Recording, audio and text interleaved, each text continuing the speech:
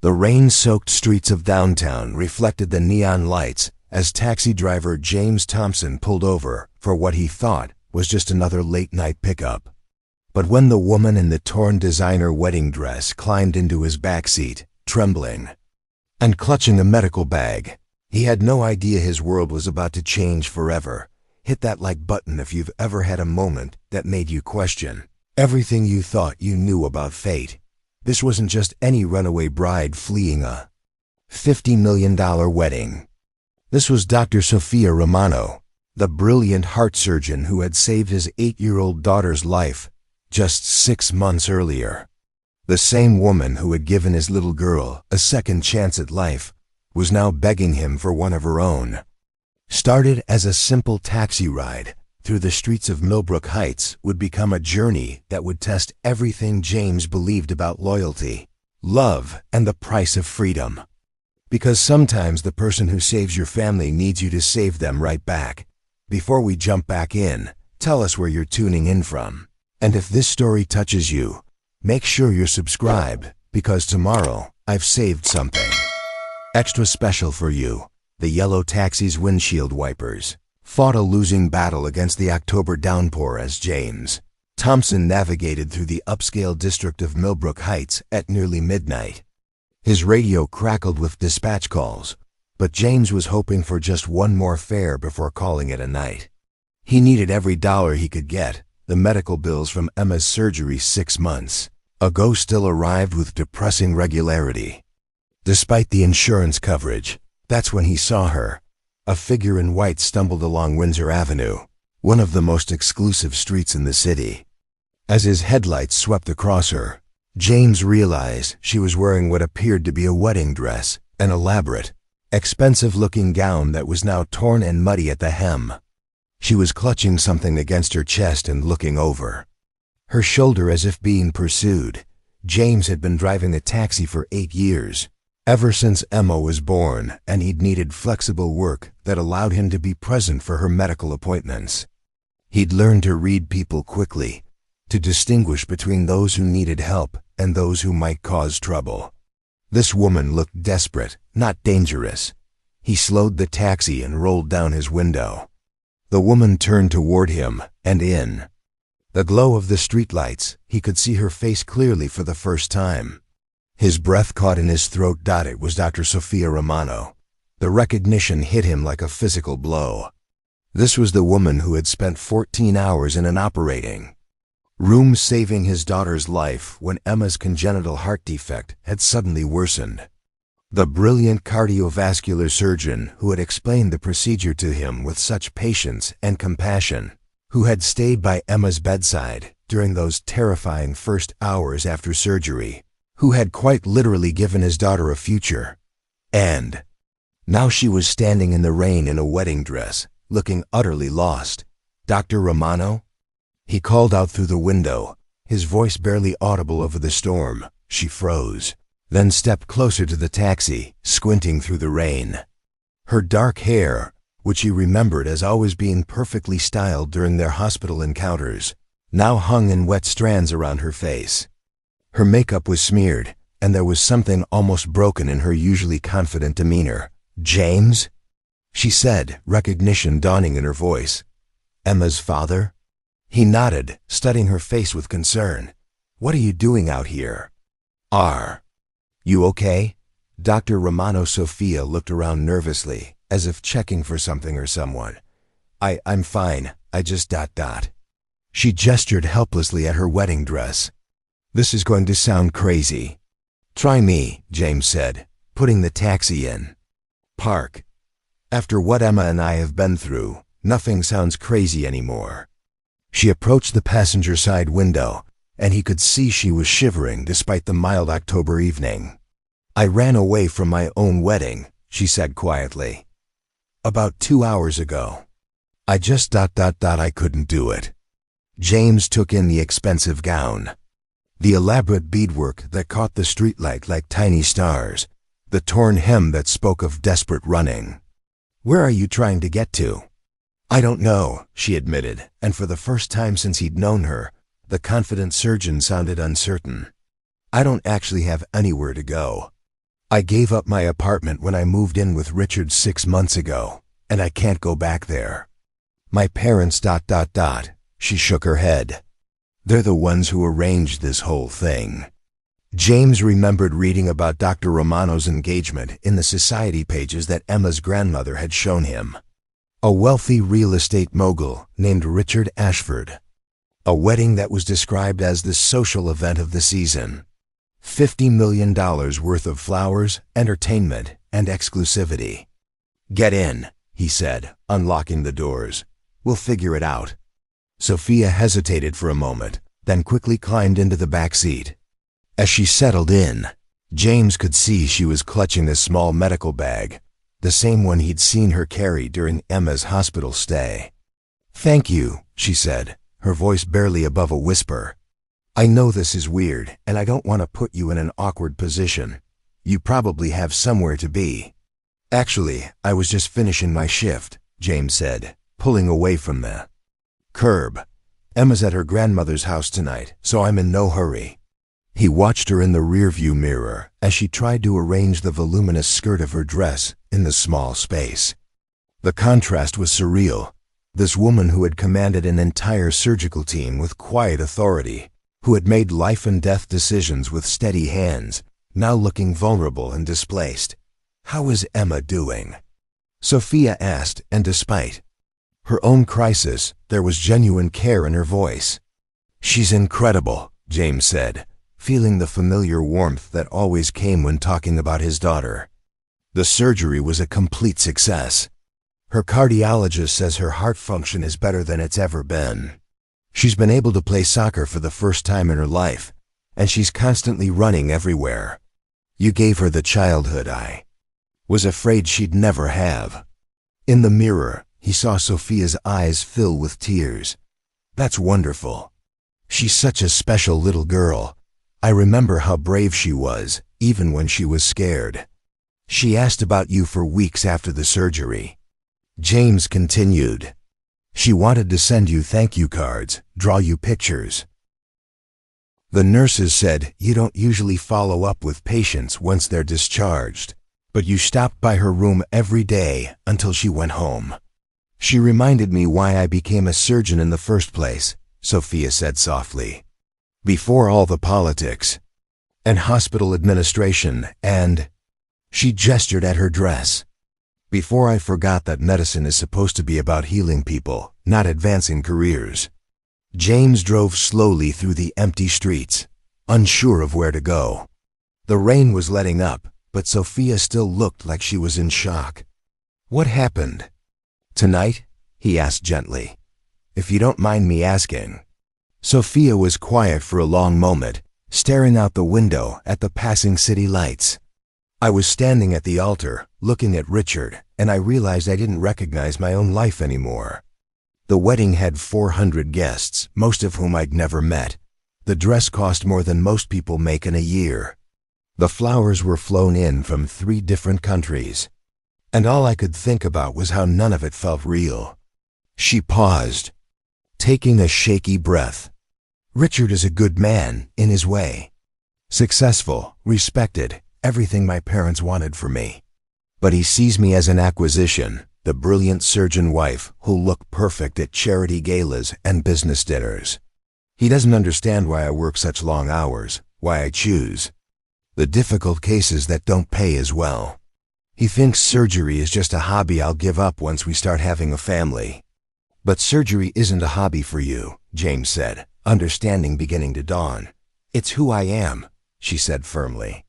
"It's the only time I feel completely myself, when I'm in that operating room, when I know that everything I do matters.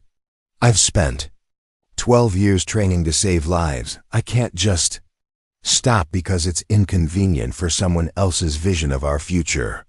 James found himself driving toward his neighborhood without really deciding to. It was a modest area, working-class families in small houses with tiny yards, the kind of place where people knew their neighbors and helped each other out. Nothing like the exclusive enclaves where Dr. Romano usually moved. "Where are we going?" she asked, noticing the change in scenery. "My house," James said, then quickly added, I mean, if that's okay with you. You need somewhere safe to figure out your next move, and I owe you more than I could ever repay. Emma's at her grandmother's tonight, so you'd have privacy to think. James, I couldn't impose like that. You barely know me outside of the hospital. I know enough, he said firmly. I know you spent your entire Sunday afternoon explaining heart surgery to an 8-year-old girl in terms she could understand because you could see she was scared. I know you stayed late every night of her hospital stay to check on her personally. I know you care more about your patients than your own comfort. That's enough for me. As they pulled into his driveway, James felt a strange sense of coming full circle. 6 months ago, this woman had welcomed his daughter into her care without question, had treated Emma with skill and compassion that had saved her life. Now she needed sanctuary, and he could offer her the same unconditional support she had given them.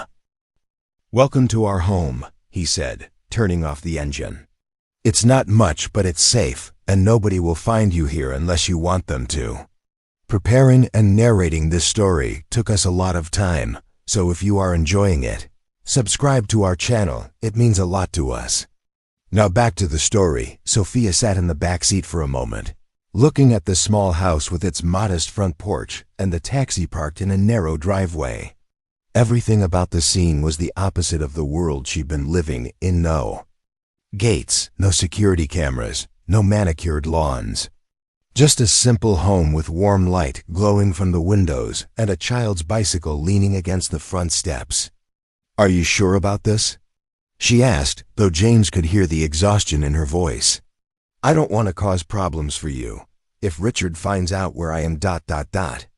Let me worry about that," James said, getting out of the taxi and coming around to open her door.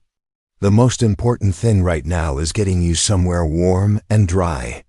As Sophia stepped out of the car, the full absurdity of the situation hit her. Here she was, still in her designer wedding gown, about to enter the home of a taxi driver whose daughter she'd operated on. 6 hours ago, she'd been in a luxury suite at the Grand Millbrook Hotel, surrounded by attendants making final adjustments to her veil. Now she was standing in a working-class neighborhood with mud on her shoes and her carefully planned life in ruins. "I can pay you," she said suddenly, "for the ride, for letting me stay here. I have money in my medical bag. I always keep emergency cash." James paused at his front door, key in hand. "Dr. Romano, when Emma was in the hospital, did you ever send me a bill for all those extra visits? For staying late to check on her? For explaining every detail of her care so I could understand what was happening?" "Of course not," Sophia said. "That was just good patient care." "Well, this is just good human care," James replied simply, opening the door. "Sometimes people help each other because it's the right thing to do, not because there's a transaction involved." The interior of the house was warm and lived in, with comfortable furniture that showed wear but also care. Family photos lined the mantelpiece. James and Emma at various ages, an older woman who must be Emma's grandmother, candid shots of birthday parties and holidays. It was the kind of home that felt like a hug, completely different from the sterile perfection of the penthouse she'd shared with Richard. "Coffee?" James asked, hanging his keys on a hook by the door. "Or tea? I think I have some chamomile somewhere." "Coffee would be perfect," Sophia said, then looked down at her elaborate dress. "Is there somewhere I could—" "This dress weighs about 20 pounds when it's dry, and now it's soaked through." "Of course," James said, already heading toward a hallway. "Let me grab you something to change into." He returned a few minutes later with an armload of clothes. "These were my wife's," he said quietly. "She passed away 4 years ago, but I kept some of her things. You're about the same size, I think." Sophia accepted the clothes with gentle hands, understanding the significance of the gesture. "Thank you, that's very generous. Bathrooms down the hall, first door on the right. Take your time." When Sophia emerged 20 minutes later, she was transformed. Gone was the elaborate wedding gown, replaced by soft jeans and a comfortable sweater in deep blue. Her hair was damp but clean, her face scrubbed free of makeup. She looked younger, more like the medical student James imagined she must have been years ago. "Better?" she asked, carrying the folded wedding dress. "You look like yourself," James said, handing her a steaming mug of coffee. "Instead of like someone playing dress-up." They settled in the living room, Sophia curled up on one end of the couch while James took the armchair. The silence wasn't uncomfortable, but James could see her processing everything that had happened. "Can I ask you something?" Sophia said finally. "How did you do it? Raise Emma alone after your wife died? Handle all the medical crises and work and everything?" James considered the question, wrapping his hands around his own coffee mug. "Honestly, some days I didn't handle it well at all. There were nights when Emma was little and sick, and I had no idea what I was doing. I made mistakes, probably more than I should have. But you kept going. What choice did I have? Emma needed me. And I guess I learned that being a good parent isn't about being perfect. It's about showing up, even when you're scared out of your mind." He paused. "Like tonight with you. I don't know what I'm doing here either, but you needed help, and I could provide it." Sophia smiled for the first time since getting in the taxi. "You know, in all my years of medical training, no one ever taught me how to handle personal crises. I can stay calm in an operating room when someone's life is hanging in the balance. But ask me to make a decision about my own life, and apparently I run away in a wedding dress." "Running away isn't always a bad thing," James said. "Sometimes it's the only way to get perspective on what you really want." "What I really want," Sophia repeated softly. "I'm not sure I even know anymore. For so long, I've been focused on becoming the best surgeon I could be, and then on being what Richard wanted me to be. Somewhere along the way, I lost track of what I actually wanted for myself." "Well, you have time to figure it out now," James said. "No one's going to find you here, and you can stay as long as you need. Why are you being so kind to me?" Sophia asked, and there was genuine curiosity in her voice. "I know you're grateful for Emma's surgery, but this goes beyond gratitude." James was quiet for a moment, thinking about how to explain something he wasn't sure he fully understood himself. "Do you remember, during Emma's surgery, when you came out to the waiting room to give me updates? It was the middle of the night. You'd been operating for hours, but you sat down and explained everything that was happening.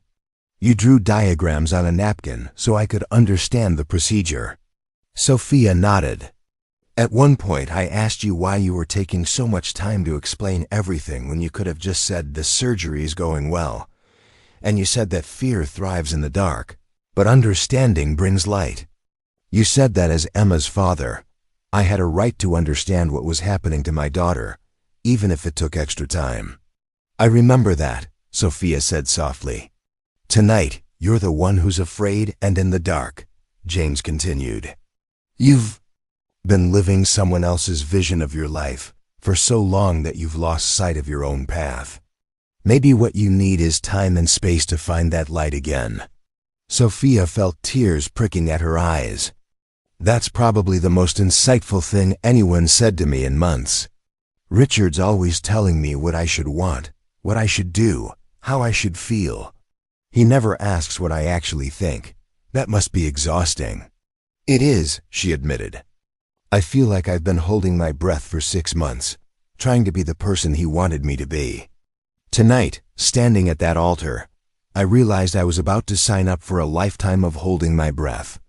James reached over and turned on a small lamp, casting a warm glow across the room. "Well, you can breathe here. No expectations, no pressure. Just space to figure out what comes next." For the first time in months, Sophia felt her shoulders relax. "Thank you, James, for the ride, for the sanctuary, for not asking a million questions about why I ran. Everyone deserves the chance to choose their own life," he said simply. "Even brilliant surgeons who sometimes forget they're human too." They talked until nearly 3 in the morning, sharing stories and silences in equal measure. Sophia found herself opening up about things she'd never discussed with anyone: her fears about losing herself in marriage, the pressure from her parents to settle down, the way her medical career had both fulfilled and isolated her. James listened without judgment, occasionally sharing his own experiences of single parenthood and the challenges of balancing work with raising Emma. There was something deeply comforting about talking to someone who understood what it meant to make difficult choices with limited options. "I should let you get some sleep," Sophia said finally, noticing how late it had gotten. "You probably have to work tomorrow." "Actually, I took the weekend off," James said. "Emma's at her grandmother's house until Sunday evening. It's their monthly sleepover tradition. So I'm completely free to help you figure out your next steps." "You don't need to do that," Sophia protested. "You've already done more than enough." "I want to," James said simply. "Besides, Emma would never forgive me if she found out I had the chance to help Dr. Romano and didn't take it." "You're basically her hero," Sophia smiled at that. "She's pretty heroic herself. I don't think I've ever had a patient ask so many intelligent questions about their own surgery.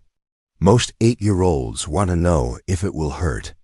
Emma wanted to know how the artificial valve would integrate with her existing heart muscle. She's been obsessed with cardiology ever since the surgery," James said with obvious pride. "She checks out every book about the heart from the library, draws diagrams of cardiac procedures. Her teacher says she's considering a career change after listening to Emma's presentations." "She could do it," Sophia said seriously. "She has the curiosity and the analytical mind for medicine. And the empathy, that's just as important as the technical skills." James showed Sophia to the guest room, which was small but comfortable, with a window that looked out onto a tiny backyard garden. "There are clean towels in the bathroom, and help yourself to anything in the kitchen. I'm usually up early, but sleep as late as you want." After he'd gone to his own room, Sophia sat on the edge of the bed, still processing everything that had happened. 12 hours ago, she'd been Dr. Sophia Romano, successful surgeon about to marry into one of the city's most prominent families. Now she was Sarah. She'd almost forgotten it was her real name, wearing a stranger's clothes and sleeping in a guest room in a house she'd never seen before. But for the first time in months, she felt like she could breathe. She thought about Richard, probably still at the reception venue, trying to manage the fallout from her disappearance. He'd be angry, of course, but mostly he'd be calculating, figuring out how to minimize the embarrassment, how to spin the story to their social circle. It wouldn't occur to him to worry about whether she was safe or scared. That lack of concern told her everything she needed to know about the kind of marriage they would have had. The next morning, Sophia woke to the smell of coffee and something that might have been pancakes. She'd slept better than she had in weeks, despite the strange surroundings. There was something peaceful about the house, a sense of security that had nothing to do with gates or security systems. She found James in the kitchen, standing at the stove with a spatula in hand. "Good morning," he said, looking up with a smile. "I hope you're hungry. I may have gotten a little carried away with breakfast." The kitchen table was set for two, with plates of pancakes, scrambled eggs, and fresh fruit. It was the kind of homemade breakfast Sophia hadn't had in years. Richard preferred to eat out or have meals catered, and her own cooking skills had atrophied from lack of use. "This looks amazing," she said, settling into a chair. "I can't remember the last time someone cooked for me. Well, fair warning, my pancakes are decent, but they're nothing compared to Emma's grandmother's recipe. She's been trying to teach me for 4 years, and I still can't get them quite right." As they ate, Sophia found herself relaxing into the domestic rhythm of the morning. James was easy to talk to, with a quiet sense of humor and genuine interest in what she had to say. He asked about her work at the hospital, her research interests, the cases that had meant the most to her. For the first time in months, someone was interested in her thoughts and opinions, rather than her appearance or social connections. "Can I ask you something?" Sophia said as James refilled her coffee cup. "What was your wife like?" James's expression softened. Catherine was vibrant. That's the word that always comes to mind. She could find something interesting in any situation, any person. She was a kindergarten teacher, and she approached everything with this sense of curiosity and joy that was infectious. She sounds wonderful. She was. Emma has her mother's curiosity and optimism. Even during the worst of the medical crises, Emma always wanted to understand what was happening, wanted to know how she could help her own recovery. He paused. "Catherine would have liked you, I think. She had tremendous respect for people who dedicated their lives to helping others." "I miss that sense of purpose," Sophia admitted. "Lately, I feel like I've been going through the motions. The surgery is still rewarding, but everything else. The hospital politics, the social obligations, trying to be the perfect doctors. Wife before I even got married. I lost sight of why I wanted to be a physician in the first place." "What made you want to be a doctor originally?" Sophia smiled at the memory. "My grandfather had a heart attack when I was 12. I spent a lot of time in cardiac ICUs that summer, watching the doctors and nurses work. I was fascinated by how they could take someone who was dying and give them their life back. It seemed like magic, but I knew it was really knowledge and skill and dedication." "That's still what you do," James pointed out. "You gave Emma her life back. You've probably done that for hundreds of patients. I know, intellectually. But somewhere along the way, I started focusing more on advancing my career than on helping people. I took the cases that would get me published, that would impress the department heads. I forgot about the magic part." James reached across the table and covered her hand with his. "Maybe running away last night wasn't about escaping something. Maybe it was about running towards something you'd lost." The simple touch was electric, and Sophia felt something shift between them. This wasn't just gratitude anymore, or even friendship. There was a connection forming that had nothing to do with Emma's surgery, and everything to do with the two people they were beneath their circumstances. "James," she said softly, and he seemed to realize they were holding hands. He started to pull away, but she held on. "I know this is complicated," she said. "I know I'm probably the last person you should be getting involved with right now. I just ran away from a wedding. I have no idea what I'm doing with my life, and there's probably going to be a scandal when this all comes out. But I haven't felt this much like myself in years. And I think that has a lot to do with you." Their quiet morning was interrupted by the sound of a key in the front door, followed by a familiar voice calling out, "Dad, are you home?" "Grandma decided to bring me back early because she has a doctor's appointment." James jumped up from the table, suddenly remembering that his carefully planned weekend alone had just been disrupted. "That's Emma," he said to Sophia, who was already standing. "I completely forgot about her grandmother's appointment. Should I hide?" Sophia asked, looking uncertain. "No," James said quickly, then paused. "I mean, unless you want to.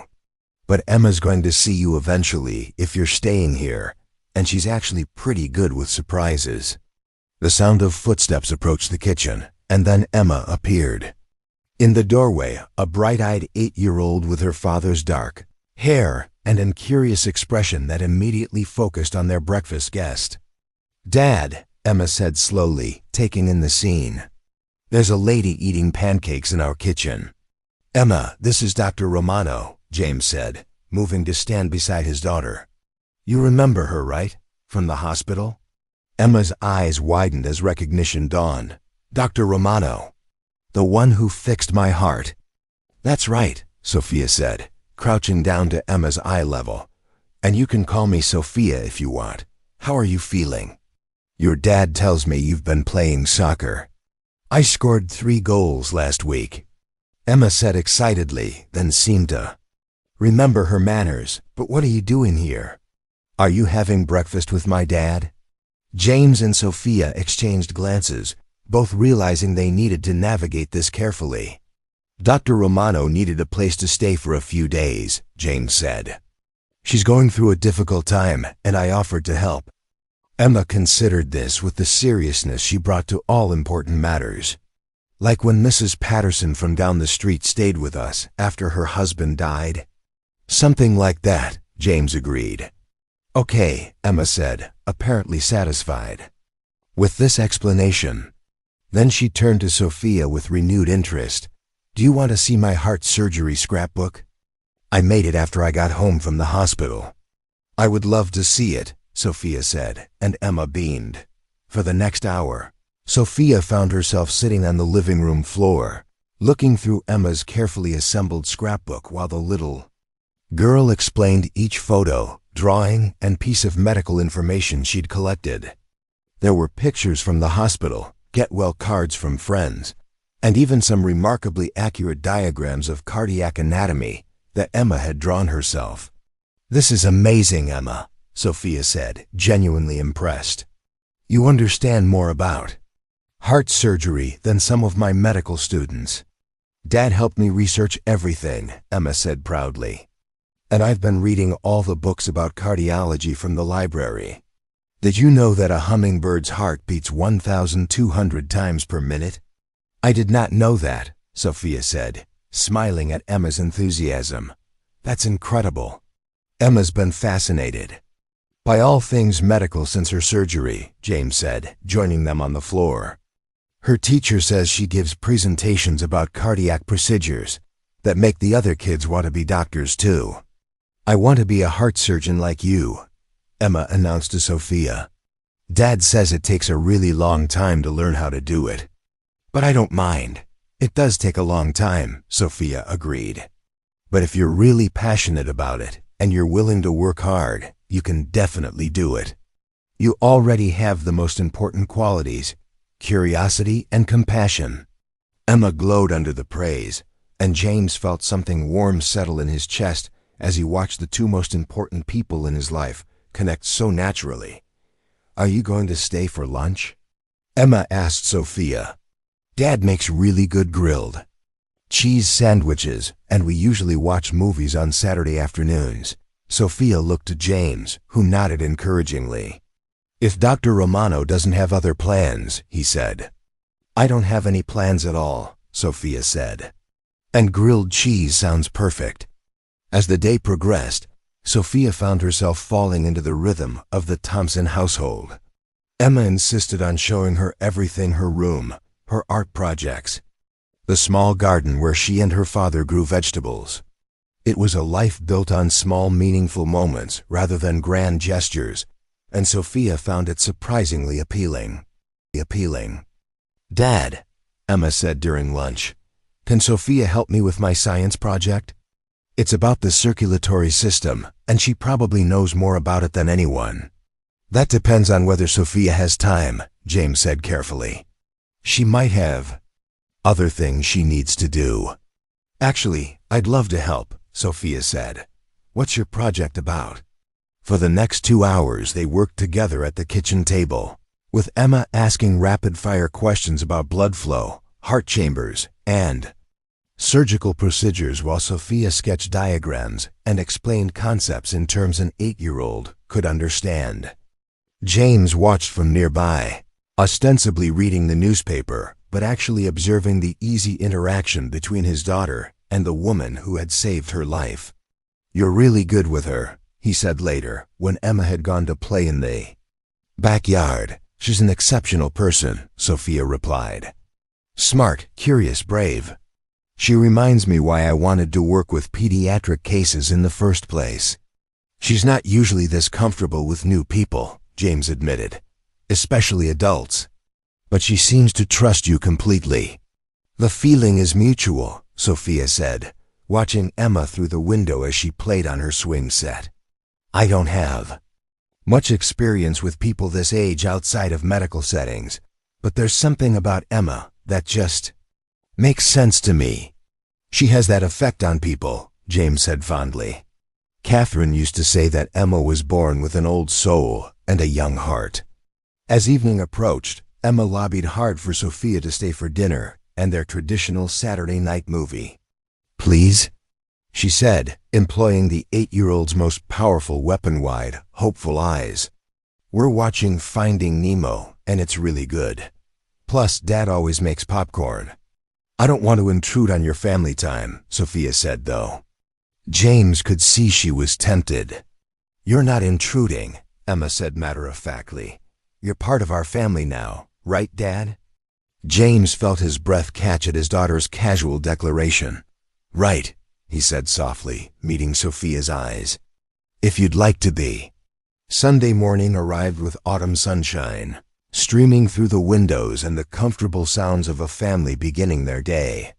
Sophia woke to Emma's laughter echoing from the kitchen, followed by James's deeper chuckle, and for a moment she lay still, savoring the warmth of being included in their morning routine. When she emerged from the guest room, she found Emma sitting at the kitchen table with a stack of medical journals that definitely hadn't been there the day before. "Dad got these from the hospital library for me," Emma announced proudly. "They're real medical journals about heart surgery. Some of the words are too big, but Sophia can help me understand them." James looked slightly sheepish as he handed Sophia a cup of coffee. "I may have called in a favor with a friend who works in the medical library." Emma was so excited about her project that I wanted to get her some real research materials. "These are perfect," Sophia said, settling beside Emma and opening one of the journals. "Look, this article is about a procedure very similar to the one we did on your heart." For the next hour, they pored over the medical literature together, with Sophia translating complex terminology and Emma taking careful notes in her precise handwriting. James watched from across the room, struck by how natural Sophia looked in this domestic setting, hair pulled back in a simple ponytail, wearing his late wife's clothes, completely absorbed in helping his daughter learn. "Dr. Romano, I mean Sophia," Emma said suddenly, looking up from her notes. "Can I ask you something?" "Of course." "Are you sad about something? Yesterday you seemed happy, but sometimes when you think no one is looking, you look the way Dad used to look after Mom died." The question caught Sophia off guard with its directness and insight. She glanced at James, who was watching them with careful attention, then back at Emma's earnest face. "I am a little sad," Sophia said honestly. "I had to make a very difficult decision recently, and even though I think it was the right choice, it's still hard." "What kind of decision?" Sophia considered how much to explain to an 8-year-old. "I was supposed to get married yesterday," she said finally. "But when the time came, I realized that marrying that person would mean giving up some very important parts of myself, so I decided not to go through with it." Emma nodded solemnly. "Like when I had to decide whether to have the heart surgery. It was scary to do it, but it would have been scarier not to." "That's exactly right," Sophia said, impressed by Emma's understanding. "Sometimes the brave choice is also the scary choice. Are you glad you made the decision?" Sophia looked around the kitchen, at Emma's medical journal spread across the table, at James leaning against the counter with his coffee mug, at the family photos and children's artwork that made the space feel alive with love and purpose. "Yes," she said firmly, "I'm very glad." Later that afternoon, while Emma was video calling with her grandmother, James and Sophia found themselves alone in the backyard. The October air was crisp but pleasant, perfect for sitting on the small deck that overlooked Emma's vegetable garden. "I should probably start thinking about what comes next," Sophia said, though she made no move to go inside. "I can't hide out here forever as much as I'd like to." "What do you want to come next?" James asked, honestly. "I want to remember why I became a doctor. I want to take cases because they matter, not because they'll advance my career. I want to work with patients who need me, not just ones who can afford me." She paused. "I want to feel like myself again." "That sounds like a good start." "The practical part is more complicated," Sophia admitted. "Richard and I shared everything, The penthouse, the car, even most of our social circle. Starting over at 34 feels overwhelming. You don't have to figure it all out at once, James said. Gently. One decision at a time, remember? Sophia turned to look at him, struck by how comfortable this felt sitting in his backyard, talking about her future, feeling like someone actually cared about her happiness rather than her usefulness. James, can I ask you something? Of course. Do. You ever think about dating again? I mean, it's been 4 years since Catherine died. Don't you get lonely? James was quiet for a moment, considering the question. Sometimes, he admitted, but it's complicated. Emma comes first, always, and finding someone who understands that isn't easy. Plus, Catherine and I had something really special. For a long time, I couldn't imagine anyone measuring up to that. And now? He looked at her directly, and Sophia felt her breath catch at the intensity in his eyes. Now I'm starting to think maybe the point isn't to find someone who measures up to Catherine. Maybe it's about finding someone who brings out different parts of me, someone who makes me want to be better than I am. James ... I know this is complicated, he said quickly. I know you're in a vulnerable place right now, and I don't want to take advantage of that. But I also can't pretend that having you here hasn't changed something for me. Emma's happier than she's been in months, and I feel more like myself than I have in years. Sophia reached for his hand, threading their fingers together. It's not taking advantage if I feel the same way. And I do, which is probably crazy considering I was supposed to marry someone else yesterday. Maybe it's not crazy, James said softly. Maybe it's just right timing. They were interrupted by Emma calling from inside the house. Dad, Sophia, come quick, there's something on the news. They hurried inside to find Emma standing in front of the television, remote in hand, staring at a news report with a familiar face on screen. It was Richard Ashford, standing outside the Grand Millbrook Hotel, looking composed but strained as he spoke to a cluster of reporters. Calling off the wedding was a mutual decision, Richard was saying. Dr. Romano and I realized that we want different things for our futures, and we decided it was better to part ways amicably rather than proceed with a marriage that wouldn't make either of us happy. Is he lying? Emma asked, looking back and forth between James and Sophia. He's managing the situation, Sophia said carefully, trying to make it sound less dramatic than it actually was. But you ran away in your wedding dress, Emma pointed out. That's pretty dramatic, despite everything, Sophia laughed. You're absolutely right. It was very dramatic. The news report continued, with Richard fielding questions about the canceled reception, the disappointed guests, and the future of their respective careers. He handled it all with polished professionalism, never once expressing concern for Sophia's well-being, or acknowledging that she might have had legitimate reasons for leaving. He doesn't seem very sad, Emma observed with 8-year-old directness. No, Sophia agreed, feeling a final piece of doubt fall away. He doesn't. As they watched Richard's carefully crafted statements, Sophia realized she felt nothing but relief. This man who was supposed to love her was treating their canceled wedding like a business deal that had fallen through, unfortunate, but manageable. There was no mention of her happiness, her dreams, or even basic concern for where she might be. I think, Sophia said slowly, I made exactly the right decision. That evening, after Emma had gone to bed, James and Sophia sat on the couch together, finally addressing the elephant in the room. So what happens now? James asked. Are you going back to your old life? Your job at the hospital? The hospital? I'll have to go back to work eventually, Sophia said. But I don't want to go back to my old life. I want to build something new, something that feels authentic. She paused. If that's something you'd be interested in building with me. You sure? James asked. Because once we cross this line, there's no going back. Emma's already gotten attached to you, and so have I, if you change your mind later. I won't change my mind, Sophia said firmly. James, for the first time in years, I feel like I'm exactly where I'm supposed to be. With you, with Emma, in this house that feels more like home than anywhere I've lived in my adult life. James cupped her face in his hands, searching her eyes for any trace of uncertainty. Finding none, he leaned forward and kissed her softly. A promise of new beginnings and possibilities neither of them had imagined just 2 days before. When they broke apart, Sophia smiled. So, she said, I guess I should probably find an apartment somewhere nearby. And figure out if the hospital will let me adjust my schedule so I can spend more time with patients instead of attending fundraising galas.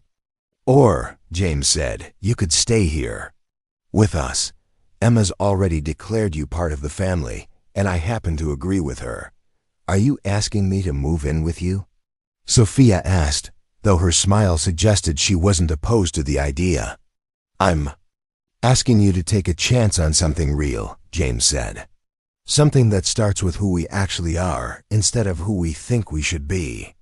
Sophia looked around the living room, at Emma's artwork on the walls, at the medical journals still scattered on the coffee table, at the evidence of a life built on love and genuine connection rather than expectation and obligation. Yes, she said simply, I'd like that very much.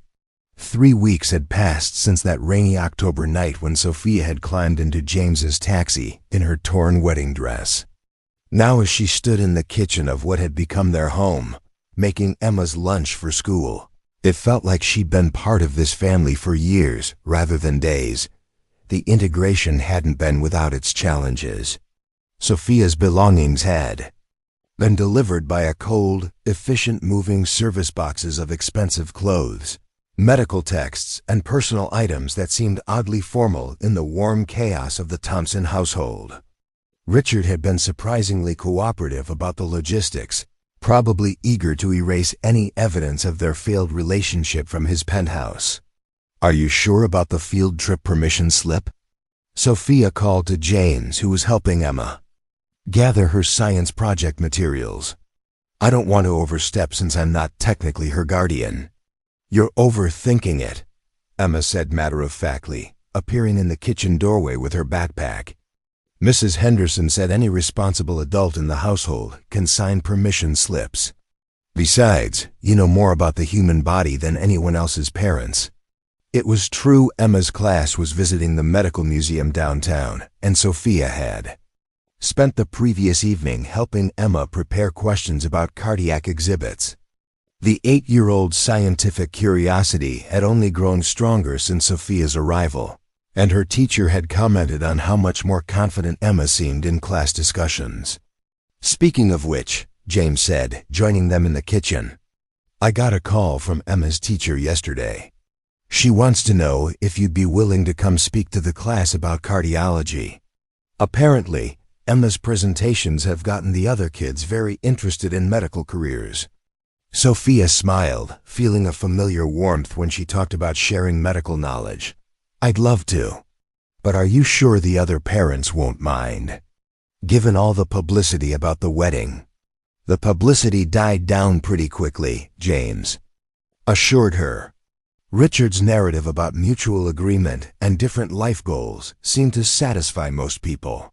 And in this neighborhood, people are more concerned with whether you're good to their kids than whether you made society page headlines. It was a relief, actually. Sophia had been dreading the inevitable gossip and social fallout, but the working class community where James lived operated by different rules than the elite circles she'd been part of. Here, she was judged by how she treated Emma, whether she contributed to household responsibilities, and whether she made James happy. The answers to all three were overwhelmingly positive. I need to head to the hospital, Sophia said, checking her watch. I have surgery at 9, and then I'm meeting with Dr. Patterson about adjusting my schedule. Over the past 3 weeks, Sophia had been gradually reshaping her professional life. She'd requested a reduction in administrative responsibilities and social obligations, asking instead to focus on complex surgical cases and patient care. The department head had been surprisingly supportive. Sophia's surgical skills were too valuable to lose, and her recent media attention, while unconventional, had actually brought positive attention to the hospital's cardiac program. "What time will you be home?" Emma asked, hugging Sophia goodbye.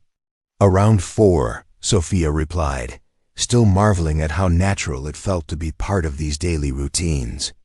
"We can work on your science fair project before dinner, and I'll pick you up from school," James added, kissing the top of Emma's head.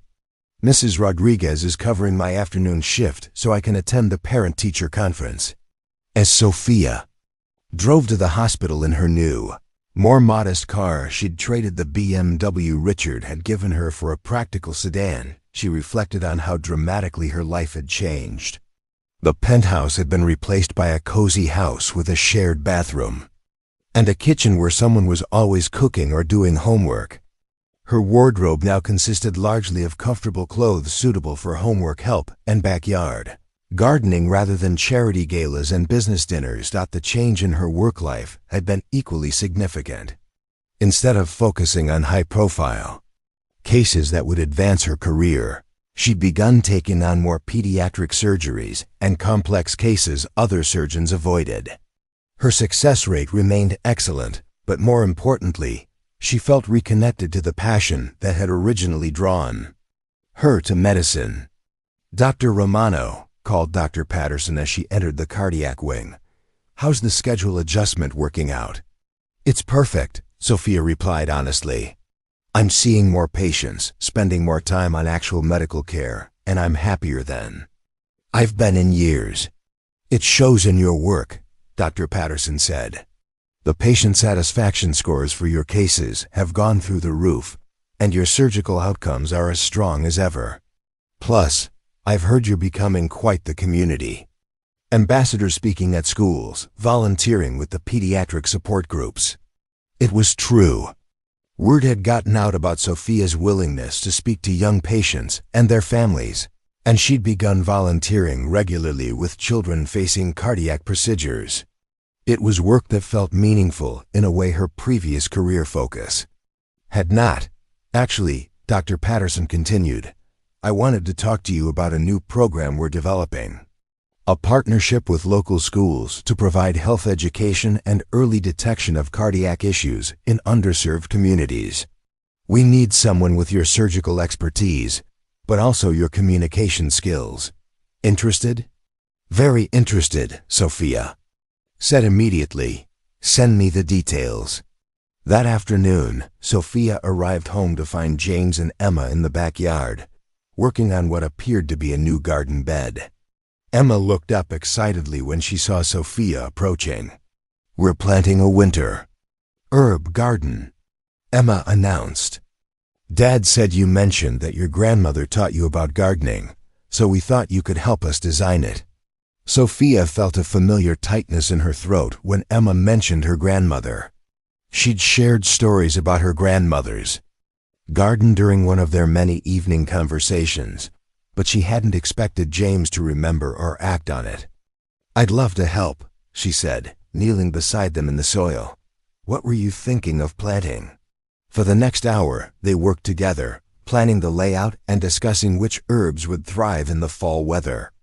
Emma asked dozens of questions about plant biology, making connections between botanical systems and human anatomy that impressed both adults. "You know," James said as they cleaned up their gardening tools, "watching you two work together makes me think about something." "What's that?" Sophia asked. "Emma's going to need a solid educational plan if she's serious about medical school someday. The public school is good, but it doesn't have the advanced science programs she needs to really excel." Sophia had been thinking the same thing. Emma's intellectual curiosity and analytical skills were remarkable, but she'd need more challenging academic opportunities to reach her full potential. "I've been researching prep schools with strong science programs," Sophia said carefully. "I know private school tuition is expensive, but there are scholarship programs, and I could help with applications." "Actually," James said, "I've been thinking about going back to school myself." Getting a degree in something other than just taxi driver with good instincts, maybe business management or education. Something that would give me more stable income and better opportunities. Sophia looked at him with surprise and admiration. James, that's wonderful. What made you think about it? Honestly, you did, he said. Watching you reshape your career to focus on what really matters to you made me realize I could do the same thing. I love driving the taxi because it lets me help people and stay flexible for Emma, but it's not a long-term plan. What would you want to study? I've been thinking about educational administration, James said. Maybe working with school districts to develop support programs for single parents or kids dealing with medical issues. I have experience with both, and it would still be about helping people. Emma, who had been listening to this conversation with growing excitement, suddenly spoke up. If you go back to school and I work extra hard on my science projects, and Sophia keeps teaching us about medicine, we could all be students together. The idea delighted her so much that she began planning out loud study schedules, shared library trips, family homework sessions. Sophia and James exchanged glances over her head, both thinking the same thing. This felt like planning a real future, not just getting through day by day. There's something else I wanted to discuss, Sophia said later that evening after Emma had gone to bed. Dr. Patterson offered me a position heading up a new community health program. It would mean more regular hours, less weekend call time, and work that feels genuinely meaningful. That sounds perfect for you, James said. Are you going to take it? I want to, but it would also mean a significant pay cut compared to my current position. I'd be making maybe half of what I make now. She paused. I wanted to make sure you were comfortable with that, since we're building a life together. James reached for her hands, holding them gently. Sophia, I've been supporting Emma and myself on a taxi driver's income for 8 years. We're not wealthy, but we're secure. And if we're both working toward careers we actually care about, we'll figure out the financial part. Are you sure? I don't want you to feel like you have to support me while I take a lower-paying job. I want you to be happy, James said simply. I want you to do work that feeds your soul, the same way I want to find work that does that for me. We'll make it work, because we'll be working towards something together. That night, as Sophia lay in bed listening to the familiar sounds of the house settling around them, she thought about the conversation she'd had with her former colleague Dr. Martinez earlier that day. He'd called to check on her ostensibly, but really to share gossip from the hospital's more elite social circles. Richard's already dating someone new, he'd said. Some pharmaceutical heiress he met at a conference. Very appropriate match, according to everyone who matters. Good for him, Sophia had replied, and meant it. I hope he's happy. And you? Dr. Martinez had asked. Are you happy living in wherever it is you're living now? Sophia had looked around the hospital break room with its fluorescent lights and vending machines, and thought about the kitchen at home where Emma would be doing homework while James made dinner. Happier than I've ever been, she'd said. Now, lying in the guest room that had become her room, in the house that had become her home, with the family that had become her family, Sophia felt a deep sense of contentment she'd never experienced before. She was no longer Dr. Sophia Romano, elite surgeon and society bride-to-be. She was just Sophia James's partner, Emma's friend and mentor, a doctor who prioritized patients over prestige. It was exactly who she'd always wanted to be. First sign of trouble came on a Tuesday morning in November, when Sophia received a call at the hospital from Emma's school. She was between surgeries, reviewing patient charts, when her phone rang with the distinctive tone she'd assigned to Thompson family calls. Miss Sophia? Came Emma's small voice, sounding uncharacteristically shaky. Can you come pick me up from school? There are some people here asking questions about you and Dad, and Mrs. Henderson thinks I should go home. Sophia felt her blood run cold. What kind of people, sweetheart? What kind of questions? They said they're from social services, Emma whispered. They want to know about our living situation and whether Dad is taking good care of me, Mrs. Henderson told them they need to make an appointment, but they said it was urgent. I'm on my way, Sophia said, already grabbing her keys. Find Mrs. Henderson and stay with her until I get there. Don't talk to anyone else, okay? Okay, Sophia? Am I in trouble? Are you and Dad in trouble? No, baby, Sophia said, her heart breaking at the fear in Emma's voice. You're not in trouble. This is probably just a misunderstanding, but we're going to sort it out. Sophia called James as she drove to Emma's school, filling him in on the situation. He was quiet for a long moment after she finished explaining. This isn't random, he said finally. Someone called this in. Someone who wants to make trouble. For us, who would do that? I have some ideas, James said grimly. I'll meet you at the school.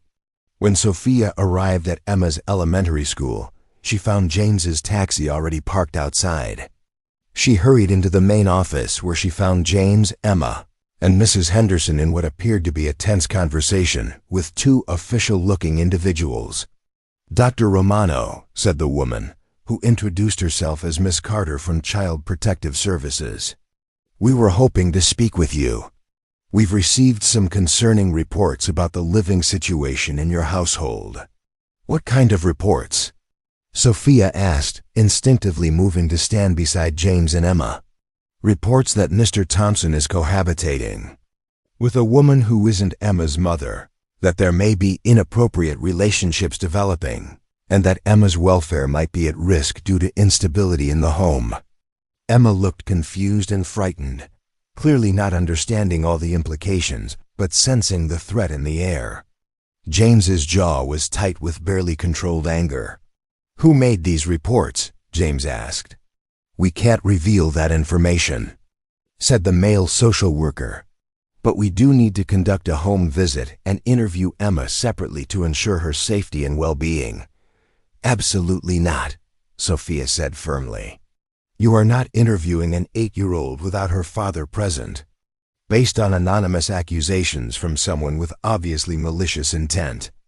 Dr. Romano, we understand you're protective of the family, but I'm protective of a child who has already been through enough trauma in her young life, Sophia interrupted. Emma lost her mother 4 years ago, underwent major cardiac surgery 6 months ago, and is finally thriving in a stable, loving home. The idea that her welfare is at risk is not only false, it's insulting. Mrs. Henderson, who had been quietly observing, stepped forward. I feel I should mention that Emma Thompson is one of our most well-adjusted, high-achieving students. Her grades have improved significantly over the past month. She's more social with her peers, and she frequently talks about how happy she is at home. If there are welfare concerns, they're not evident in her school behavior. Nevertheless, Ms. Carter said, we have an obligation to investigate any reports of potential child endangerment. Fine, James said, but you'll do it properly. Schedule an appointment for a home visit when Emma isn't there. Bring whatever forms or documentation you need. And I want our attorney present. You don't need an attorney if you have nothing to hide, the male social worker said. Everyone needs an attorney when they're being accused of child endangerment, based on lies, Sophia replied sharply. After the social workers left with a promise to schedule a formal home visit, James, Sophia, and Emma sat in Mrs. Henderson's office, processing what had just happened. Am I going to have to live somewhere else? Emma asked in a small voice. Absolutely not, James said firmly, pulling his daughter onto his lap. You're my daughter, this is our family, and no one is going to change that. But what if those people think Sophia is bad for us? Then those people will be wrong, James said, and we'll prove it. That evening, after Emma was asleep, James and Sophia sat at the kitchen table with legal documents spread before them. James's attorney, a family law specialist named David Chun, had agreed to meet with them the next day, but he'd already outlined the seriousness of the situation over the phone. "The good news is that anonymous reports rarely hold up without evidence," James said, reading through the paperwork. "The bad news is that someone with resources and connections made these accusations, and they're not going to stop here." "It has to be Richard," Sophia said. "Or someone acting on his behalf. Maybe even my parents. They were furious about the wedding cancellation, and they've never approved of my choice to date outside their social circle. Can you think of anyone else who might want to cause problems?" Sophia considered the question. "There were a few people at the hospital who weren't happy about my schedule changes.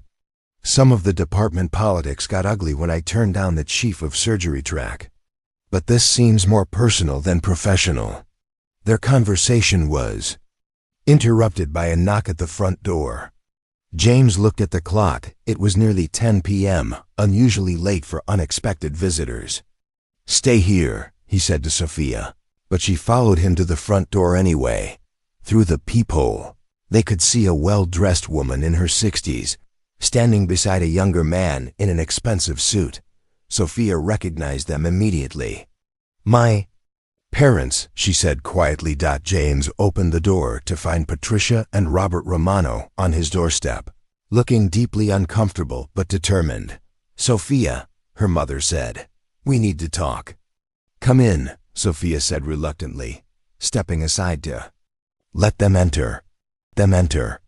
The Romanos looked around the modest living room with barely concealed disdain, taking in the comfortable furniture, family photos, and Emma's artwork displayed prominently on the walls.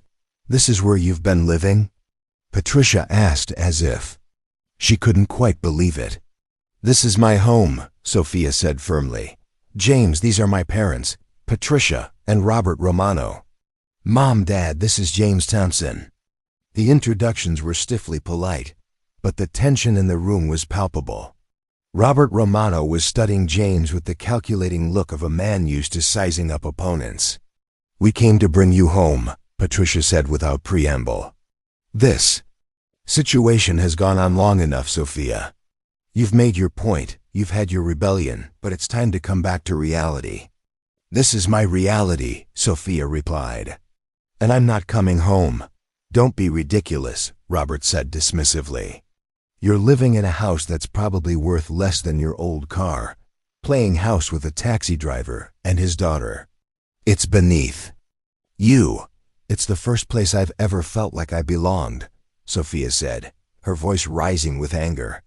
"You belong with your own kind," Patricia said sharply. "With people who understand your education, your background, your responsibilities. Not with," she gestured vaguely at James, "people like this." James had remained silent during this exchange, but now he stepped forward. "Mr. and Mrs. Romano, I understand you're concerned about your daughter. But she's an adult, and she's chosen to be here.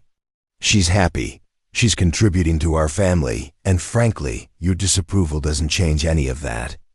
"Our disapproval carries more weight than you might think," Robert said coldly. "We're prepared to make things very difficult for this arrangement to continue." "Are you threatening us?" Sophia asked, incredulous. "We're offering you a way out," Patricia said. "Come home, repair your relationship with Richard. He's willing to forgive this episode and will make sure there are no further investigations into Mr. Thompson's parenting or living situation." The implication hit both James and Sophia simultaneously. "You called Child Protective Services," James said, his voice deadly quiet. "We called in legitimate concerns about our daughter's welfare and the welfare of a child in an unstable environment," Robert said without remorse. "Emma is not in an unstable environment," Sophia said furiously. "She's in a loving home with a devoted father and people who care about her well-being. The only unstable thing in her life right now is being threatened by petty, vindictive people who can't accept that I don't want the life they planned for me." "Sophia, be reasonable," Patricia pleaded. "You're throwing away everything, your social position, your financial security, your reputation, for what? A man who drives a taxi for a living?" "I'm choosing love over money," Sophia said simply. I'm choosing authenticity over appearances. I'm choosing a life that makes me happy instead of a life that makes you proud. And what happens when the novelty wears off? Robert demanded. When you get tired of living paycheck to paycheck, when you realize what you've given up, you'll come crawling back, but by then Richard will have moved on, and so will your career. Prospects. Then that's my choice to make, Sophia said firmly. The Romanos exchanged glances, and Patricia's expression hardened. Very well. But understand that this means we're cutting off all support, financial, social, professional. You'll be entirely on your own. I already am on my own, Sophia replied. And I've never been happier. After her parents left Sophia, and James sat in stunned silence for several minutes. I'm sorry, Sophia said finally. I'm so sorry they dragged Emma into this. I never thought they'd stoop to using Child Protective Services as a weapon.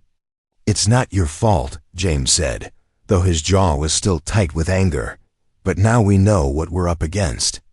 They're not going to let this go quietly. What do? We fight, James said simply. We document everything. We prove that. Emma is thriving, and we show anyone who cares to look that this is a stable, loving home. And if they want to make this ugly, we'll be ready for them. The home visit from Child Protective Services was scheduled for the following Thursday afternoon. James took the day off from driving, and Sophia rearranged her surgery schedule to be present. They spent the weekend organizing household documents, gathering character references, and coaching Emma on what to expect. Their attorney, David Chun, arrived an hour before the scheduled visit to review their strategy. He was a practical man in his 40s who specialized in family law and had seen his share of vindictive custody cases. The good news is that this is clearly a harassment complaint rather than a legitimate welfare concern, he said, reviewing their prepared documentation. Emma's medical records show excellent care. Her school reports are exemplary, and you have strong community support. The bad news is that Child Protective Services has to take every complaint seriously, regardless of motivation. What's the worst-case scenario? James asked.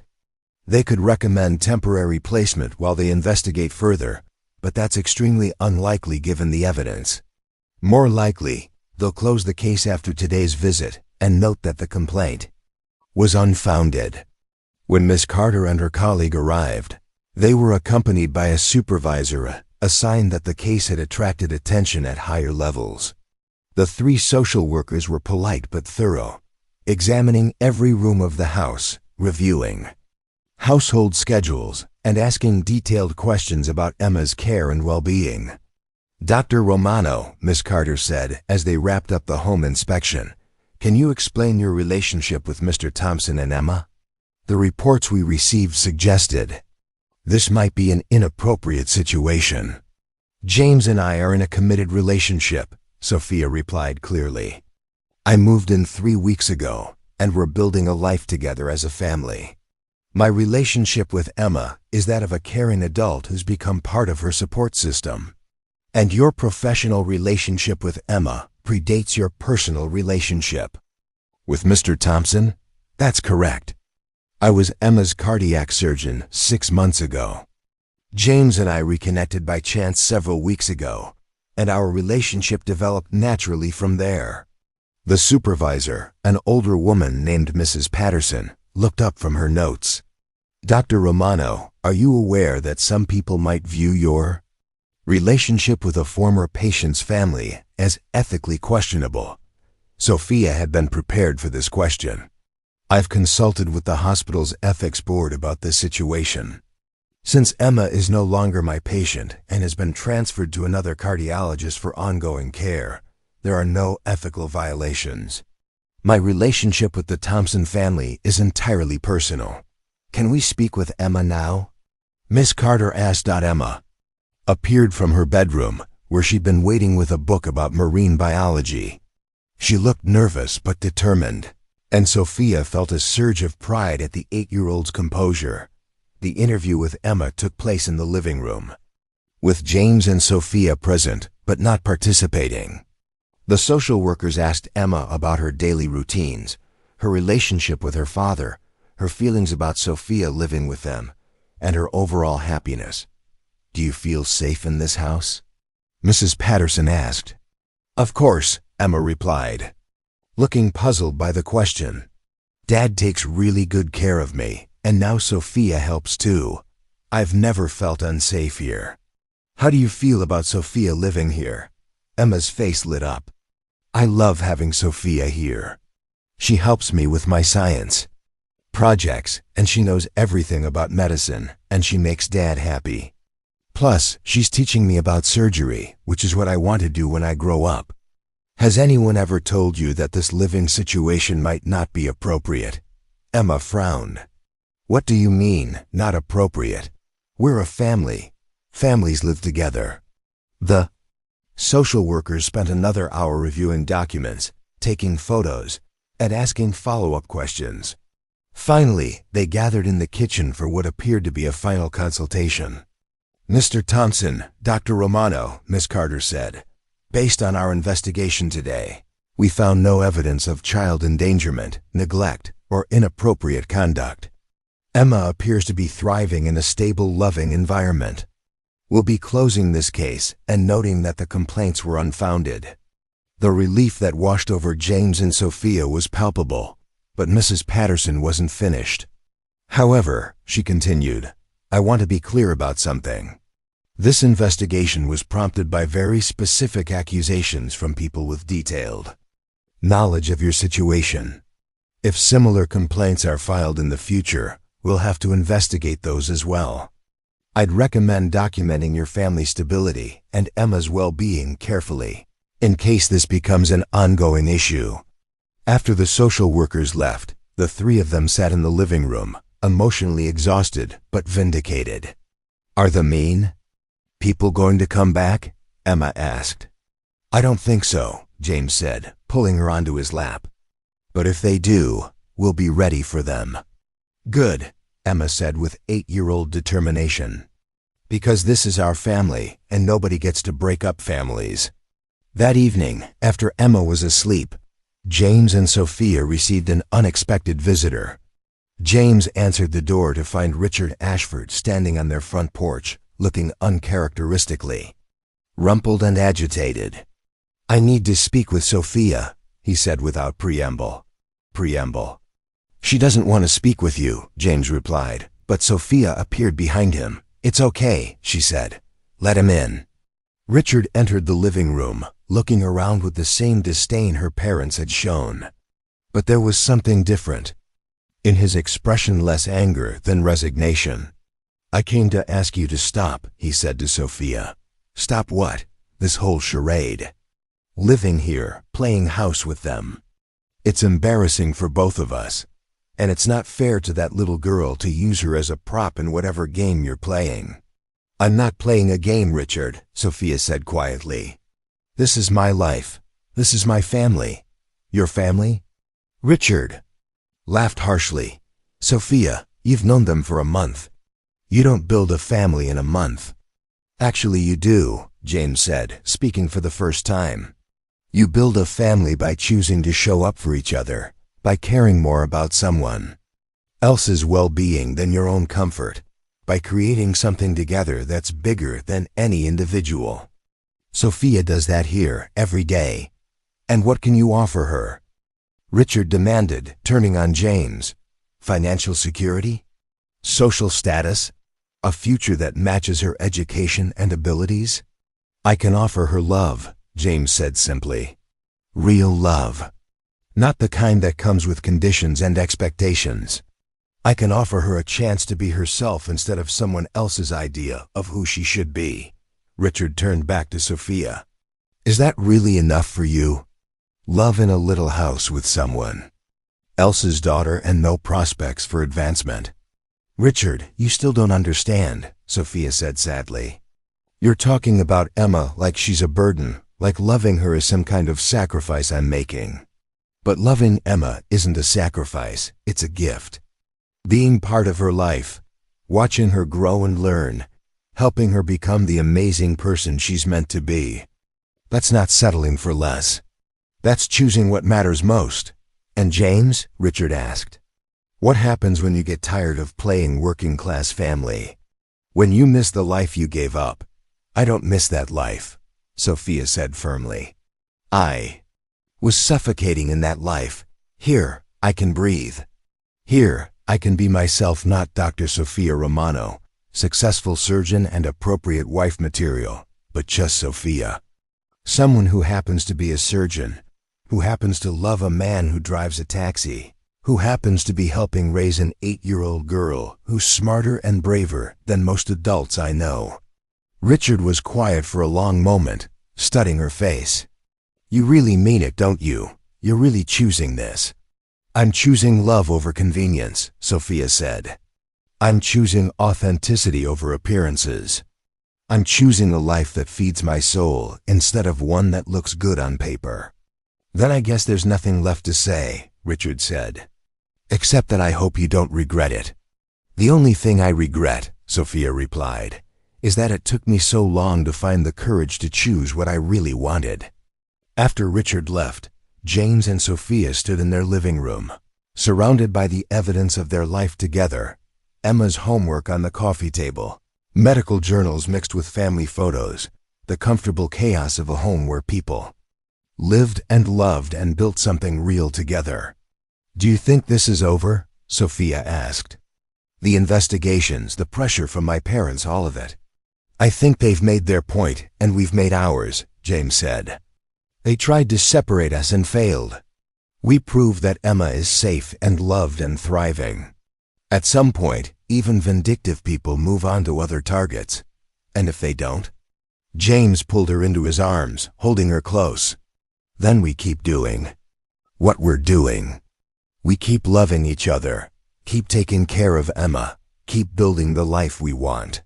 Because what we have here is real, and real things survive attacks better than artificial ones. Sophia looked around their home, at the place where she'd found herself, where she'd found love, where she'd found the family she'd been searching for without even knowing it. You know what I realized today? She said. What's that? I spent my whole life trying to be worthy of other people's approval. But I never felt worthy until I found people who loved me for who I actually am, not who I was supposed to be. And who are you actually? James asked softly. Sophia smiled, feeling the truth of it settle in her chest like coming home. I'm someone who saves hearts for a living and comes home to people who've saved mine. I'm Emma's friend and mentor and biggest supporter. I'm your partner in building something beautiful and real. She paused. I'm exactly who I've always wanted to be. Christmas morning arrived with the kind of soft snow that made everything look like a postcard. Sophia woke early, as had become her habit, and made her way to the kitchen to start coffee and begin breakfast preparations. The house was quiet except for the familiar sounds of family, James showering down the hall, Emma talking to herself as she played with the new telescope they'd given her for Christmas. 3 months had passed since the social services investigation, and life had settled into a rhythm that felt both comfortable and exciting. The threats from her parents had largely ceased after the CPS case was closed, though Sophia suspected they were simply regrouping rather than giving up entirely. Richard had moved on publicly, his engagement to the pharmaceutical heiress making headlines in the society pages that Sophia no longer read. The kitchen table was covered with the evidence of their Christmas morning wrapping paper, coffee cups, and the carefully planned gifts they'd chosen for each other. Emma had given Sophia a hand-painted picture frame containing a photo of the 3 of them at Emma's science fair, where she'd won first place for her project on cardiac anatomy. James had given her a small leather-bound journal with Dr. Sophia Thompson embossed on the cover. She'd stared at that name for a long time, running her fingers over the letters. Too presumptuous? James had asked, misreading her silence for disapproval. Perfect, she'd whispered. Absolutely perfect.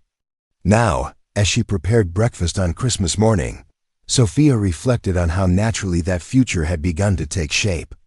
They'd talked seriously about marriage several times over the past month, not in the abstract way of people testing an idea, but in the concrete way of people making actual plans. When would you want to do it? James had asked a few weeks earlier, as they cleaned up after dinner while Emma did homework. Soon, Sophia had replied without hesitation.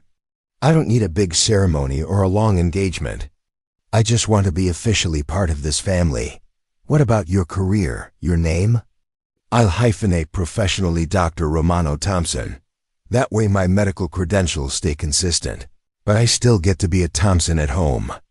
They decided on a small ceremony in March after Emma's spring break. Just immediate family, which, for Sophia, meant James and Emma and a few close friends. The antithesis of the $50 million extravaganza she'd run away from. Sophia? Emma's voice interrupted her thoughts. Can we call Grandma Chun and tell her about the telescope? James's attorney had become an unexpected friend during the custody investigation, and his mother had essentially adopted Emma as an honorary granddaughter. Mrs. Chen came for dinner every Sunday and had insisted on being included in their Christmas morning celebration. Of course, Sophia said, handing Emma the phone. But ask if she wants to come over for brunch, instead of just talking. As Emma made the call, James appeared in the kitchen, looking sleep-rumpled and content.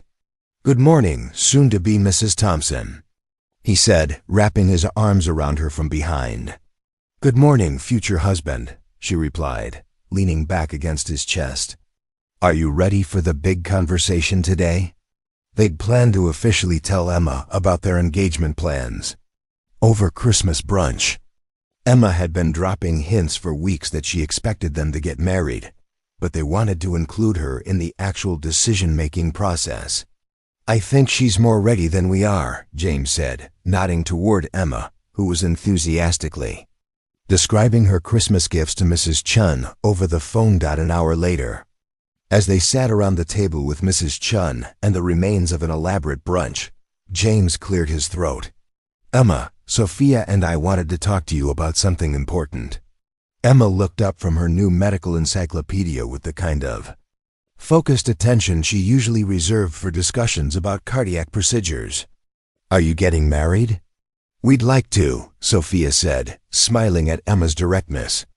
But we wanted to make sure you're okay with that first. Of course I'm okay with it, Emma said matter-of-factly. You already live here, and you already take care of me, and Dad's happier than he's been since Mom died. Marriage just makes it official. It would make Sophia your stepmother, James said carefully. That's a big change. Emma considered this seriously. Would that mean she'd be allowed to sign permission slips and come to parent-teacher conferences and stuff? Yes, Sophia said. It would mean I'd have legal rights and responsibilities as your parent. Good, Emma said decisively.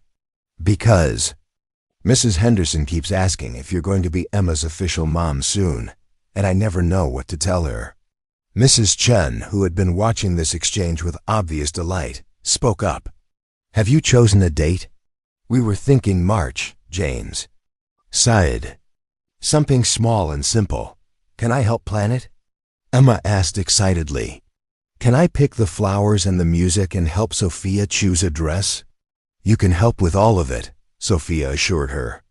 This is going to be a family wedding, all three of us making it happen together. Later that afternoon, as Mrs. Chun helped Emma set up her telescope in the backyard, Sophia and James found themselves alone in the living room for the first time all day. So, James said, pulling her down onto the couch beside him. Any second. Thoughts about marrying into this family?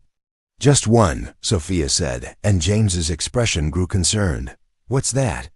I'm wondering why it took me 34 years to figure out what I actually wanted from life, she said, curling up against his side. I could have saved myself a lot of heartache if I'd been brave enough to choose authenticity over expectations. Sooner. Maybe you had to go through all of that to appreciate what you have now, James said thoughtfully. Maybe the contrast is what makes this feel so right. Maybe, Sophia agreed. Or maybe I just had to meet the right people to show me who I really was underneath all the expectations and obligations. They sat in comfortable silence for a while, watching through the window as Emma and Mrs. Chun worked together to focus. The telescope. The sight filled Sophia with a deep sense of contentment. This was what family looked like. Not the formal, conditional relationship she'd grown up with, but this easy, inclusive love that made room for everyone. "I have something to tell you," Sophia said eventually. "About work. Good news or concerning news?" "Good news, I think. Dr. Patterson formally offered me the Community Health Program Director position. It comes with a tenure track and the chance to build something really meaningful. The pay is actually better than I expected, not elite surgeon money, but solid middle-class income." "That's wonderful," James said, and she could hear the genuine pride in his voice. "You'll be perfect for that role. There's more. The program has funding for educational partnerships, including college scholarships for students interested in medical careers. Emma would be eligible when the time comes." James was quiet for a moment, processing the implications. "Sophia, that's incredible. Emma's college education has been one of my biggest worries." "Well, you can stop worrying about it," Sophia said firmly. "Between the scholarship program and my position, Emma's education is covered. All the way through medical school, if that's what she chooses." "I don't know what to say." "You don't have to say anything. This is what families do. They support each other's dreams and make sure everyone has the opportunities they need to succeed." That evening, after Emma had gone to bed with her telescope manual and Mrs. Chun had returned home, James and Sophia sat on the couch planning their future with the kind of detailed attention they'd once reserved for Emma's medical care. "I've been thinking about the wedding," Sophia said, making notes in the journal James had given her.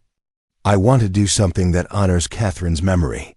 Maybe have Emma carry something that belonged to her mother, or include her somehow in the ceremony." James felt his throat tighten with emotion. "Catherine would have loved you," he said. Softly, "She would have loved how you care for Emma, how you've brought joy back into this house." "I hope so," Sophia said. "I never want Emma to feel like I'm trying to replace her mother. I want her to understand that she can love and honor Catherine's memory while also building new relationships." "She already understands that," James assured her. "Emma has enough love in her heart for everyone who cares about her. She doesn't see love as a zero-sum game." "Smart girl." "She gets that from both her mothers," James said, and Sophia felt tears prick her eyes at being included in that category. As they continued planning, discussing honeymoon possibilities, a long weekend in the mountains, while Emma stayed with Mrs. Chun, housing decisions, staying in the current house, but finishing the basement to create more space, and career timelines, James starting his education degree in the fall. Sophia marveled at how natural it all felt. 6 months ago, she'd been planning a wedding that felt like an elaborate performance. Now she was planning a marriage that felt like coming home. "James," she said as they finally headed to bed. "Yeah, I need you to know something. When I ran away from that wedding, I thought I was running away from a mistake. But I wasn't running away from anything. I was running toward this. Toward you, toward Emma, toward the life I was meant to have." James stopped in the hallway and pulled her into his arms.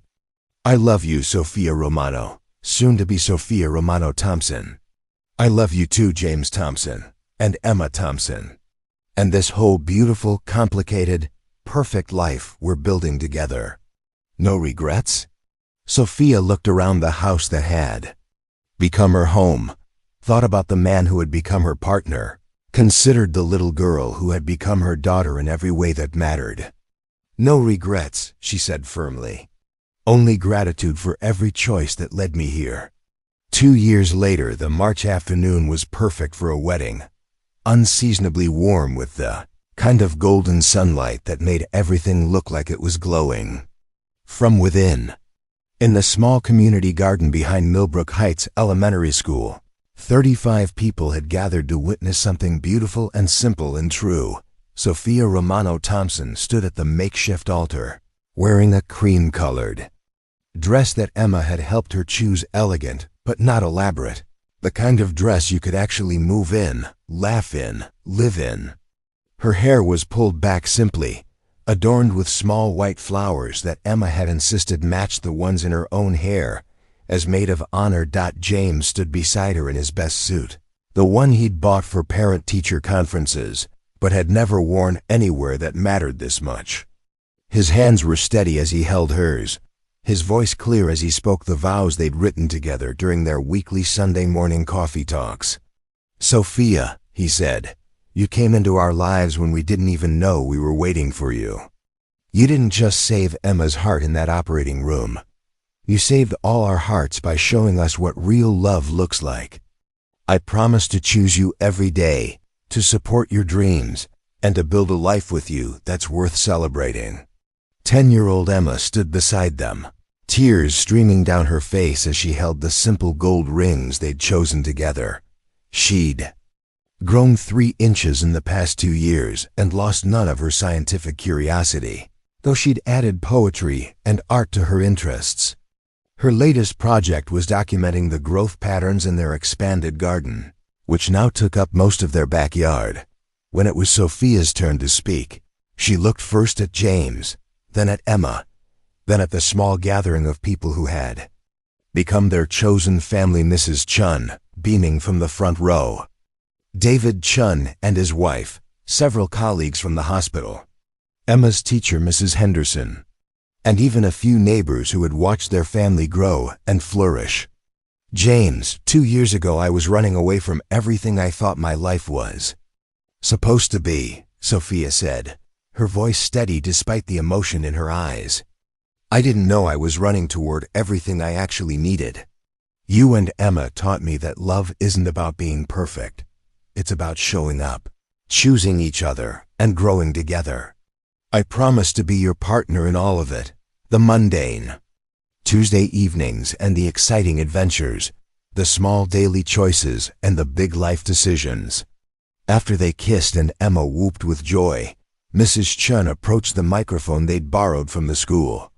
"I've had the privilege of watching this family form over the past 2 years," she said, "and I can tell you that what you see here today isn't just a wedding. It's a celebration of people who chose love over fear, authenticity over expectation, and each other over everything else. James, Sophia, and Emma have created something beautiful together, and we're all better for witnessing it." The reception was held in the Thompsons' backyard, with Emma's science fair project on display alongside the wedding cake she'd helped bake. Tables were scattered across the lawn, filled with the kind of people who knew that the best celebrations weren't about expense, but about joy. As the evening wound down and guests began to leave, Sophia found herself standing in the kitchen, washing dishes alongside James and Emma, just like any other family on any other day, except for the wedding dress and the ring on her finger. "Dr. Sophia Romano Thompson," Emma said, testing out the full name. "That sounds important." "All names are important when they belong to people you love," Sophia replied, ruffling Emma's hair. "Speaking of important," James said, drying a plate, "I got my acceptance letter from the university today. Official start date is August." Sophia turned to hug him, pride radiating from her smile. "James, that's wonderful. Education administration with a focus on family support services. You're going to change so many lives." "We're all changing lives," Emma said matter-of-factly. "Sophia saves people's hearts at the hospital. Dad's going to help families at school. And I'm going to be a pediatric cardiac surgeon who specializes in complex cases." At 10, Emma's goals had become more specific and ambitious.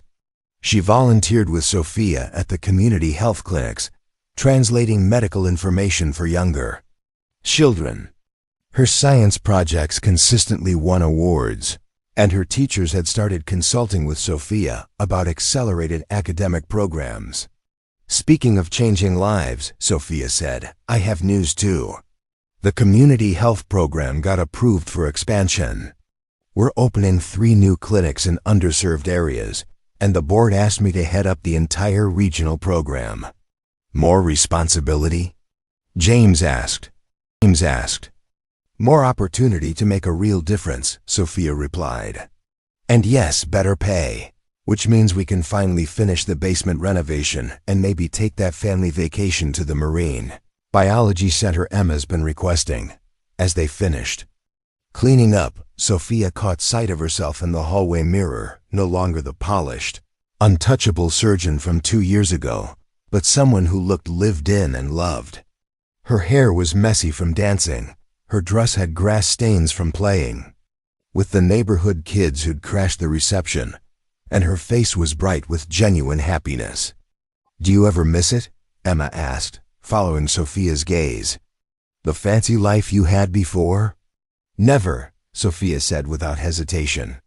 That life looked impressive from the outside, but it was hollow inside. This life, our life, it's real. Every messy, chaotic, beautiful moment of it. Later that night, after Emma had finally gone to bed still wearing her maid of honor dress because she was too excited to change, James and Sophia sat on their back porch, still in their wedding clothes, sharing a piece of leftover cake and watching the stars. 2 years ago, if someone had told me I'd be married to the woman who saved Emma's life, sitting in my backyard, eating wedding cake and planning our future together, I'd have thought they were crazy, James said. 2 years ago, if someone had told me I'd find my real family by running away from a $50 million wedding and climbing into a taxi driven by a single dad, I'd have had them committed, Sophia replied. They sat in comfortable silence, processing the magnitude of how much their lives had changed. The taxi was still parked in the driveway. James kept it for weekend work to help pay for his college expenses, but it no longer represented desperation or limitation. It represented the vehicle that had brought them together, the symbol of James's willingness to help someone in need. Sophia? James said eventually, yeah? Thank you for being brave enough to run toward us instead of away from everything else. Sophia leaned against his shoulder, looking at the house where they'd built their life together, windows glowing warmly, Emma's artwork visible through the kitchen window, the garden they'd planted together, thriving in the moonlight. Thank you for stopping, she said simply, for seeing someone who needed help and choosing to help them, for teaching me that home isn't a place. It's the people who choose to love you exactly as you are. Inside the house, Emma's voice drifted from her bedroom window as she talked to herself while organizing her medical journals, planning her next science project, dreaming out loud about the cardiac procedures she'd perform someday. It was the sound of a child who knew she was loved, supported, and capable of achieving anything she set her mind to. And outside, 2 people who had found each other in a moment of crisis sat together in the life they'd built from scratch. Not perfect, but real. Not prestigious, but authentic. Not what anyone else would have chosen for them, but exactly what they'd chosen for themselves. Sometimes the most extraordinary transformations begin with the simplest acts of kindness. Sometimes the family you need finds you when you're brave enough to trust a stranger. And sometimes the best life is the one you build together, one small loving choice at a time. Up next, you've got 2 more standout stories right on your screen. If this one hit the mark, you won't want to pass these up. Just click and check them out. And don't forget to subscribe and turn on the notification bell so you don't miss any upload from us.